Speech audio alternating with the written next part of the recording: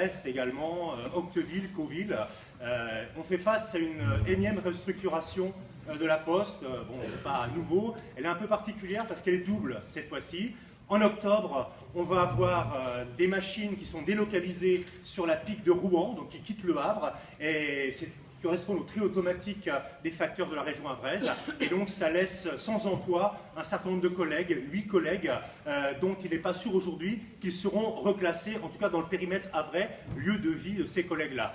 La deuxième réorganisation, il s'agit de la distribution des facteurs à qui on veut imposer de nouveaux régimes de travail. En soi, ce n'est pas interdit, mais sur les régimes de travail qui, selon nous et selon ses collègues, vont aggraver aussi les conditions de distribution du courrier et du service public postal, puisque ça retardera la distribution du courrier. Les gens commenceront plus tard, auront une pause méridienne, non rémunérée bien évidemment sur le temps de midi, mais qui rallongera d'autant la distribution des facteurs et des factrices de la ville haute du Havre. Et cette pause méridienne aura comme conséquence une distribution jusqu'à 16h, 15h30, 16h du courrier auprès de la population de ces secteurs-là.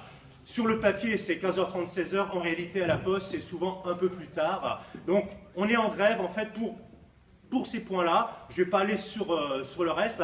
On voudrait simplement qu'à un moment donné, notre direction prenne en compte les revendications du personnel. On est en négociation, il n'y a pas de doute là-dessus. Mais aujourd'hui, honnêtement, les négociations sont bloquées. En plus, on a droit à une distribution parallèle du courrier par les encadrants de l'entreprise et par des gens qui viennent de la région parisienne, qui ne connaissent pas le Havre. Et on peut vous assurer que le courrier est très très mal distribué par ces remplaçants de grévistes.